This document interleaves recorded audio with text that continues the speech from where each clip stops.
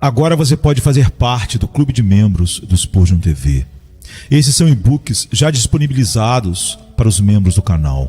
Todos os dias, novos e-books são adicionados junto com outros benefícios que só os membros têm. Sendo um membro, você passa a ajudar no crescimento desse ministério, tanto na quantidade do que podemos publicar, como na qualidade do material. Nosso propósito é, juntos, atingirmos o maior número de pessoas com solo escritura. Seja um membro do Spurgeon TV. As dores da morte me cercaram, e as angústias do inferno se apoderaram de mim. Encontrei aflição e tristeza. Então invoquei o nome do Senhor. Ó Senhor, eu te imploro, salva minha alma. Tu salvaste minha alma da morte, meus olhos das lágrimas e meus pés de tropeçar. Salmo 116, 3, 4 e 8. A grande aflição descrita aqui aconteceu com Davi muito tempo depois de ele ter se tornado um verdadeiro crente. Ele tinha vivido a vida de fé, talvez por anos, de maneira calma, feliz e tranquila. Mas, em algum momento, ele encontrou tribulações externas e não poucos conflitos internos. Em algum momento, geralmente acontece a um crente, entre o início da jornada na porta estreita e a travessia do último rio, que ele suporta uma grande luta de aflições. Minha observação me leva a notar que aqueles que começam com tempos difíceis, frequentemente têm um caminho mais suave depois, enquanto outros, cuja primeira experiência foi muito ensolarada e pacífica, encontram conflitos ferozes mais adiante. Aqueles que desfrutaram de uma vida longa, calma e relativamente fácil, podem encontrar suas horas mais tempestuosas no final de seus dias. Pois alguns dos melhores filhos de Deus, para usar uma expressão dos puritanos, são colocados para dormir na escuridão. Seu sol se põe em nuvens, mas sem dúvida ele se levanta novamente no esplendor eterno da manhã. Em algum lugar, irmãos, vocês aprenderão a reconhecer que o caminho da tristeza, e somente aquele caminho, leva à terra onde a tristeza é desconhecida. Os santos do alto que cantam o novo cântico são, pelo menos muitos deles, descritos pelas palavras: estes são os que saíram de grande tribulação. Este é o caminho geral para o céu, e talvez poucos viajantes alcancem o paraíso por outra estrada. Portanto, os crentes não devem contar com imunidade contra problemas, mas devem contar com graça suficiente para enfrentá-los. Eles devem acreditar que as cartas de amor mais escolhidas de Deus nos são enviadas em envelopes com bordas pretas. Ficamos assustados com o envelope, mas por dentro, se soubermos como quebrar o selo, encontraremos riquezas para nossas almas. Grandes provações são as nuvens das quais Deus concede grandes misericórdias. Com muita frequência, quando o Senhor tem uma misericórdia extraordinária para nos enviar, Ele emprega seus cavalos ásperos e grisalhos para trazê-la até a porta. Os rios tranquilos da facilidade costumam ser navegados por pequenos navios cheios de mercadorias comuns. Mas um grande galeão, carregado de tesouros, atravessa os mares profundos. Que os filhos de Deus aprendam, a partir dessa passagem na experiência de Davi, que seu melhor refúgio na dificuldade é a oração. Quando as dores da morte os cercarem, orem. Quando as angústias do inferno se apoderarem de vocês, orem. Quando encontrarem aflição e tristeza, orem. Tudo mais que a prudência e a sabedoria sugerem deve ser feito em tempos de dificuldade. Mas nenhum desses elementos deve ser confiado por si só. A salvação vem do Senhor, seja para a salvação das aflições ou dos pecados. Você faz bem em preparar o cavalo para o dia da batalha, mas ainda assim, a segurança vem do Senhor. Use os meios, mas nunca substitua a fé pelo uso dos meios. Quando você tiver feito tudo, confie em Deus como se não tivesse feito nada. Pois se o Senhor não guardar a cidade, em vão vigia a sentinela. Em todas as coisas, orem, e tenham a certeza de que, se neste momento você estiver na mesma situação que Davi estava, a oração o tirará dela. A oração é o catálogo, a cura universal.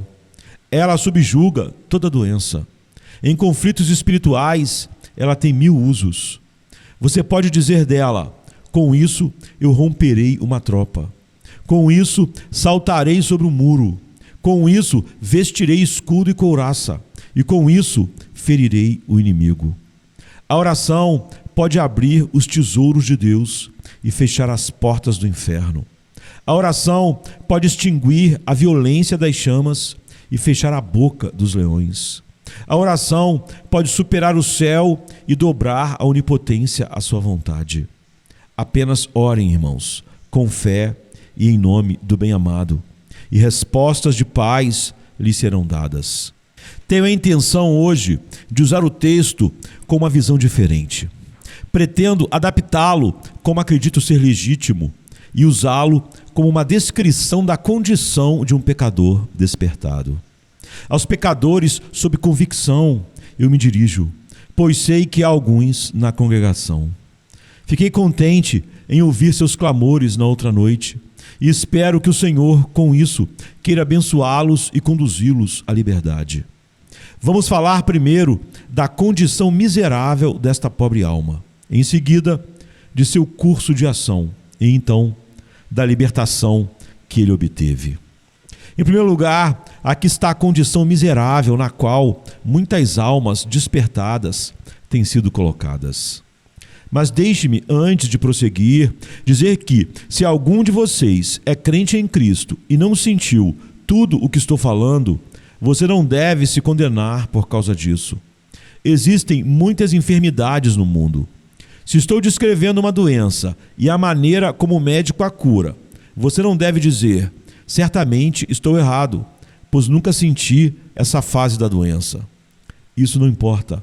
Nenhum homem sofre todas as enfermidades. Se você está descansando apenas em Jesus, não se perturbe. O que estou prestes a dizer não é para perturbá-lo, mas para conforto de outras pessoas. A partir do nosso texto, observo que muitas consciências perturbadas sentem as dores da morte. Ou seja, ele é objeto de aflições semelhantes às que afligem os homens em seus leitos de morte. Eu mesmo passei por esse estado e, portanto, o descreverei com mais sensibilidade. Quais são as dores da morte? Uma das dores da morte de um pecador é a retrospectiva. O pecador moribundo olha para trás e não vê nada em sua vida que lhe traga conforto. Ele desejaria que o dia tivesse sido de trevas em que se disse que uma criança, ele mesmo, nasceu no mundo. Pois ele sente que sua existência foi um vazio e, pior do que isso, um insulto a Deus e a causa de miséria para si mesmo. Ele não consegue ver um ponto brilhante ou esperançoso em toda a sua história.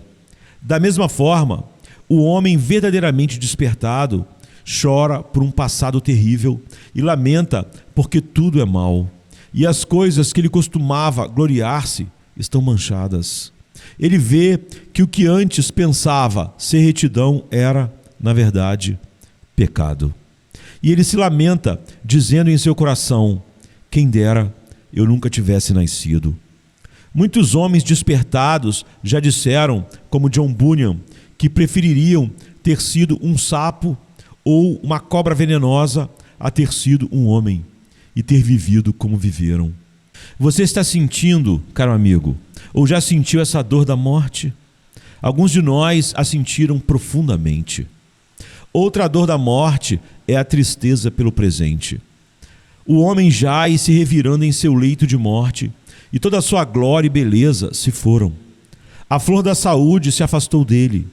Ele é um homem completamente diferente daquele que era nos dias da sua agilidade e vigor, e ele sabe disso.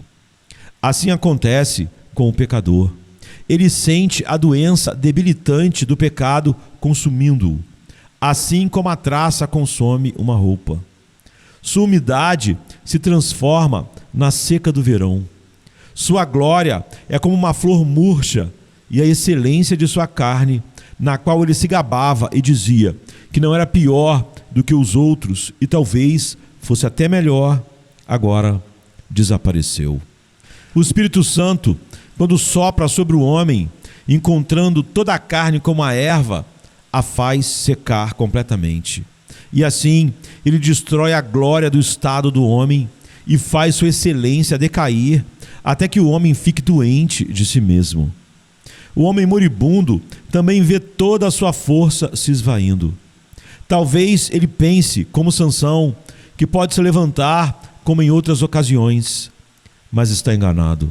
Os membros que o levaram para sua cama caem sob ele, e a mão com a qual ele trabalhava cai paralisada ao seu lado. Até mesmo as pálpebras mal conseguem se fechar para formar uma cortina da luz ou se levantar para permitir a entrada dos abençoados raios do sol. A tigela de ouro está se quebrando e o cordão de prata está sendo rompido. É exatamente assim com um pecador despertado. Ele sente a morte em sua alma. Costumava pensar que podia fazer qualquer coisa.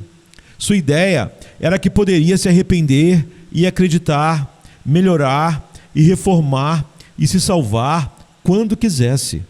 Mas agora, o frio gelado da morte se abateu sobre todos os seus poderes, e ele ouve Cristo em misericórdia dizendo: sem mim, você não pode fazer nada. Ninguém pode vir a mim, a menos que o Pai que me enviou o trouxer. Um homem experimenta uma paralisia terrível em sua alma quando está verdadeiramente e completamente despertado. O Espírito de Deus está fazendo um trabalho seguro em sua conversão. Ele vê sua beleza desaparecida e sua força partida, e assim as dores da morte se apoderam dele. O homem precisa deixar esposa e filhos. Eles o acompanhariam de boa vontade, mas não podem. Aquela querida esposa estaria disposta a enfrentar a própria morte se pudesse continuar a ser a companheira do homem a quem amou. Mas não pode ser assim. O afeto mais profundo não pode ajudar agora. O pecador despertado descobre precisamente a mesma coisa em relação à ajuda espiritual. Ele teria procurado um sacerdote, mas não ousa. Ele teria buscado seu ministro, mas sabe que se o fizesse, ficaria desapontado. Ele encontra o vazio escrito em cada criatura, no que diz respeito às necessidades de sua alma. Sua ferida é terrível demais para qualquer pessoa encontrar um remédio. Sua ferida é profunda demais para qualquer mão humana fechá-la e cicatrizá-la. As dores da morte, nesse aspecto, o cercam. Talvez a pior tristeza sobre a morte de um ímpio seja a perspectiva. O passado é sombrio, mas mais sombrio ainda é o futuro. O presente é sombrio, mas a escuridão que pode ser sentida, que envolve o porvir. O homem moribundo estremece diante do terrível futuro e o pecador despertado também. Ele não ousa seguir em frente. Ele tem medo e um som terrível ressoa em seus ouvidos. Eu mesmo, antes de obter misericórdia, tinha medo de que cada tufo de grama em que eu pisava se abrisse sob meus pés e me engolisse. O pecado pesava sobre mim a ponto de não ter ficado surpreso se, em minhas caminhadas diárias, eu tivesse encontrado um anjo como Balaão, com uma espada desembainhada. E se ele tivesse me dito: você está condenado para sempre por causa do seu pecado, eu só teria ficado mudo diante dele ou confessado a justiça da sentença. Assim, muitos pecadores sentem que as dores da morte os cercam. Elas estão por toda parte, essas dores do passado, do presente e do futuro. A descrição se torna ainda mais gráfica na próxima frase. Pecadores despertados, às vezes, sentem o que descrevem como as dores do inferno. Não que qualquer homem vivo suporte as dores do inferno na medida em que são sofridas no inferno. Mas ainda assim, um terrível prenúncio dessas dores pode ser experimentado, e às vezes é experimentado por uma consciência despertada. Quais são essas dores do inferno? Primeiro, há a dor do remorso. Antes que a alma crê em Cristo, ela não tem arrependimento, mas sofre de remorso, um pesar pelo pecado por causa de sua penalidade. É um horror terrível de ter vivido tal vida, porque vê que deve ser punido por essa vida e que Deus, o infinitamente justo, deve vingar suas transgressões. Remorso. Não é o seu dente tão afiado quanto o do verme imortal. Não é a sua queima como as chamas de Tofete. Quando o sentimos, clamamos: minha alma escolhe a estrangulação em vez da vida.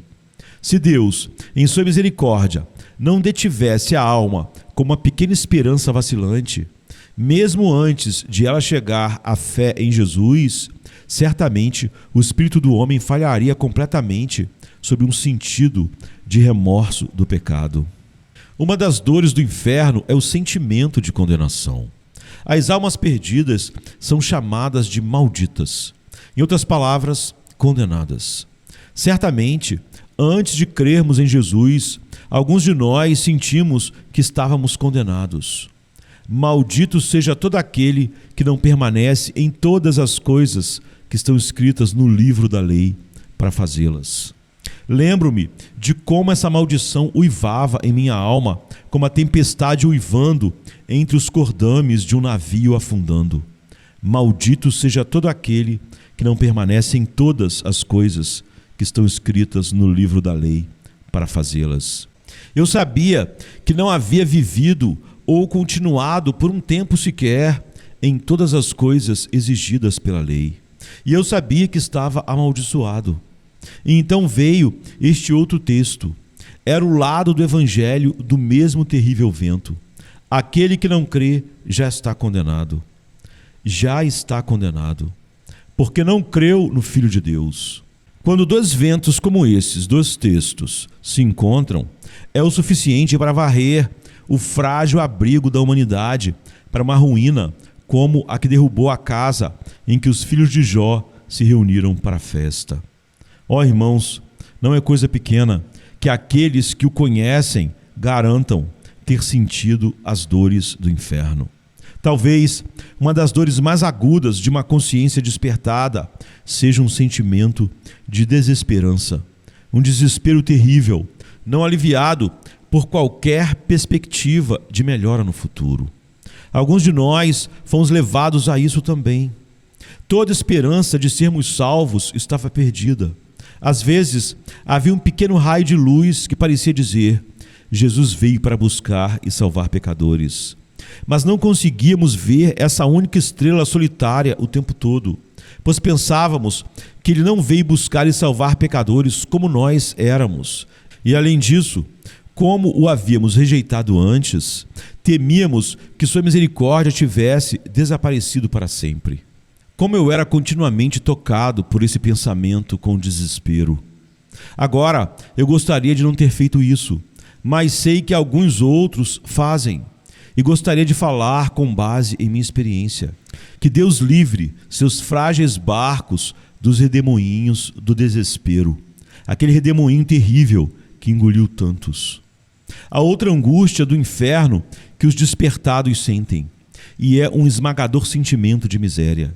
Embora não estejam no inferno ainda, e bendito seja Deus, vocês não estarão, alguns de vocês se sentem quase tão miseráveis como se estivessem lá, pois o remorso, intensificado pelo sentimento de condenação e estimulado pelo desespero, cria uma terrível tempestade dentro de sua alma, até que seus corações clamem.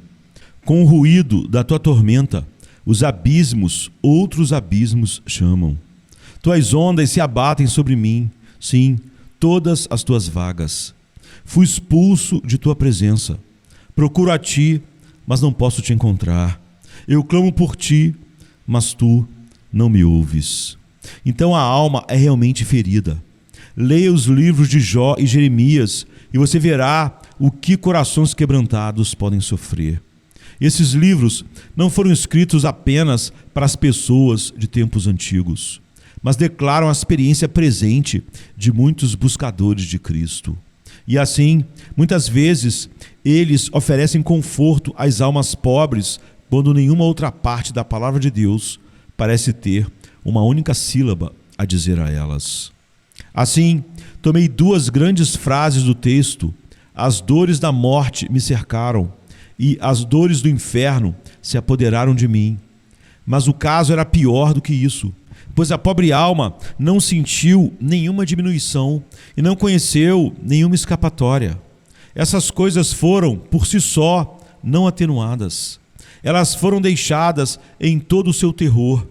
O fel estava puro, o vinagre estava puro. Observe a linguagem: as dores da morte me cercaram. É uma palavra muito forte. Quando os caçadores procuram sua presa, eles formam um círculo ao redor do pobre animal que deve ser destruído. A pobre criatura ofegante olha para a direita, mas há um homem com uma lança ali. Ela olha para a esquerda e ali estão os cães. À sua frente e atrás dele estão mais homens com lanças, mais cães, mais caçadores. Não há saída. Assim, uma alma despertada não vê resgate, nenhuma saída pela qual possa ser libertada. O texto diz: as dores do inferno se apoderaram de mim. Se apoderaram, como se as mandíbulas do leão realmente tivessem agarrado o cordeiro, ou as patas do urso estivessem abraçando a pobre ovelha indefesa. Se apoderaram de mim. Como se o terrível agente de Deus, do seu tribunal de justiça, tivesse colocado sua mão em seu ombro e dito: eu o prendo em nome de Deus, para que você permaneça na prisão do inferno e pereça para sempre. Muitas almas já sentiram isso e também sentiram que não podiam escapar desse terrível aperto. Alguns que não sabem nada de contrição e quebrantamento perguntam: por que eles não se libertam de tal escravidão? Mas se você estivesse nessa condição, tal pergunta o entristeceria, se não o exasperasse. Já vi pessoas fazerem muitas perguntas a corações atribulados que elas mesmas não poderiam responder se estivessem em seu estado. Você pergunta a um homem que quebrou as duas pernas e está deitado nos trilhos da ferrovia: por que você não se levanta e vai para casa? Por que ele não vai a pé para casa? Me responda antes: por que você faz uma pergunta tão tola? Quando uma pobre alma está despedaçada e desesperada, diga-lhe o que Cristo fez por ele e fale muito pouco sobre o que ele deveria fazer. Você nunca confortará o homem desesperado dizendo-lhe o seu dever. Fale antes do amor de Cristo. Pobres almas, elas estão perturbadas e agitadas, que não podem fazer nada. Conte-lhes o que Jesus fez. Essa é a maneira de trazer luz às suas almas. Mais uma vez, o salmista não encontrou conforto em nenhum esforço que fez. Isso inclui a última frase da descrição do texto: encontrei trabalho e tristeza. De modo que ele procurou por algo, mas o único resultado de sua busca foi que ele encontrou trabalho e tristeza. Você se lembra, amado crente, dos dias em que estava sob escravidão por causa do pecado? Como você se tornou aprendiz de Moisés para trabalhar em sua própria salvação por sua própria bondade? O que você conseguiu? Certamente você encontrou problemas no trabalho e tristeza como salário. Você era como um cavalo em moinho.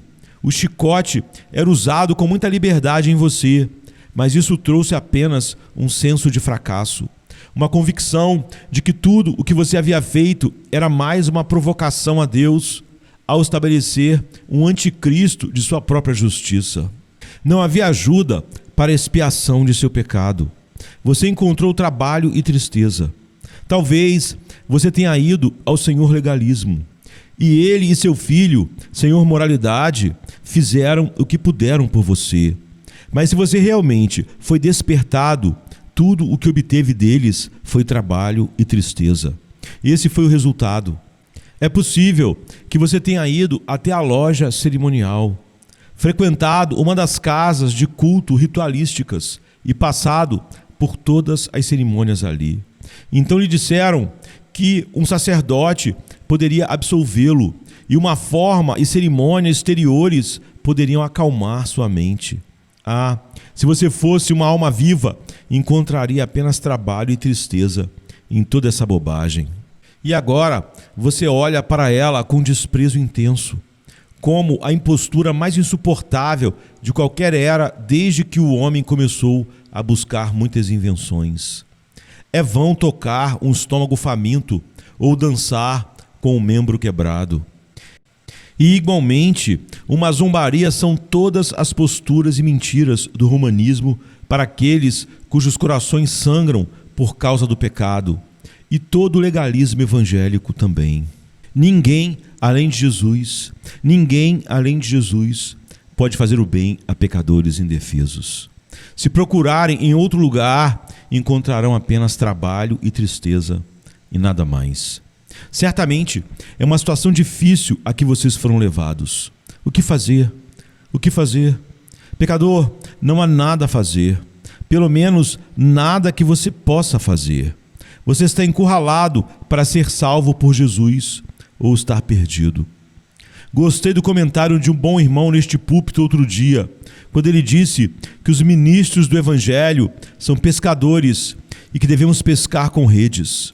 Foi um equívoco pensar que deveríamos pegar as pessoas com iscas. Isso era pescaria, e não há nada sobre pescarias com anzol na comissão de Cristo. Devemos pescar com redes.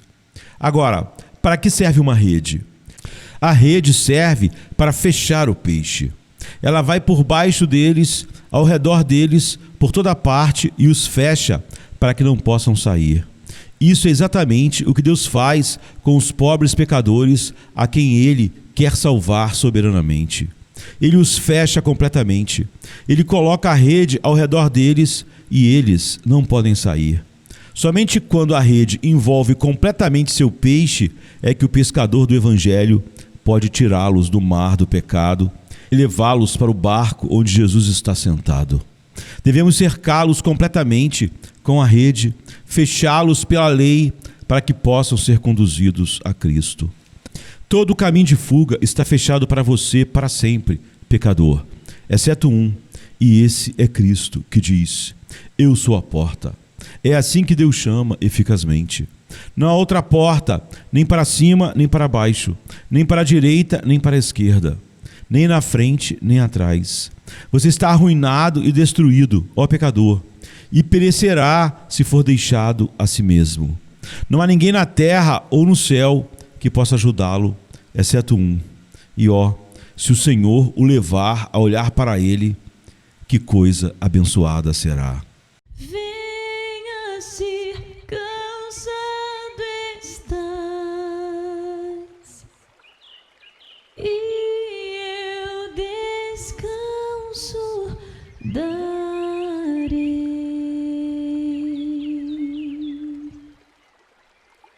Tu descansarás.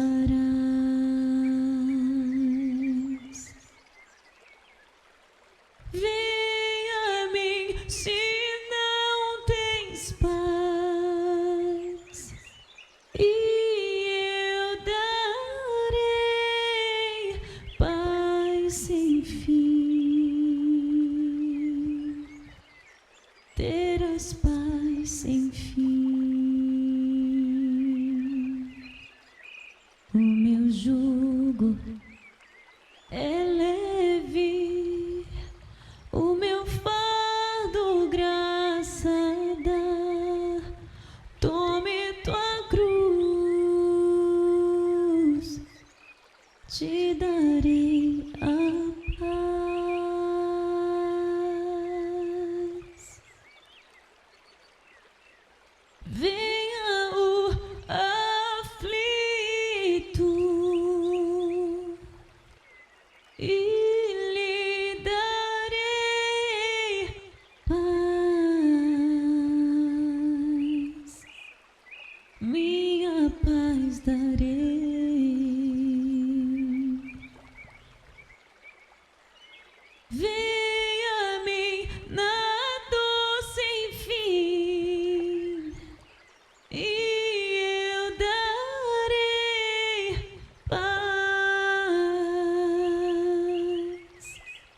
darei minha paz, acalmar tuas águas e falar ao coração: tome meu fardo,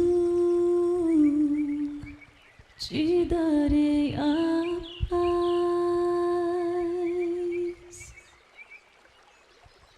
Venha a mim,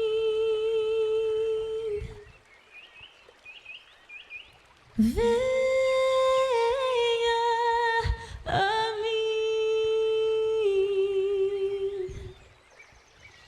venha a mim.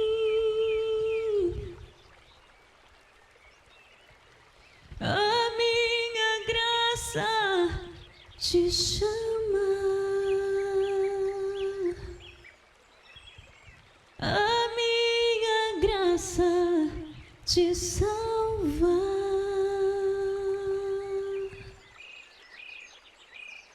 Venha a mim se triste estás, minha alegria terás,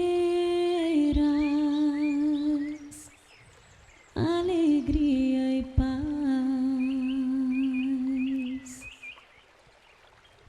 Venha a mim na tua escuridão, eu sou a luz do mundo,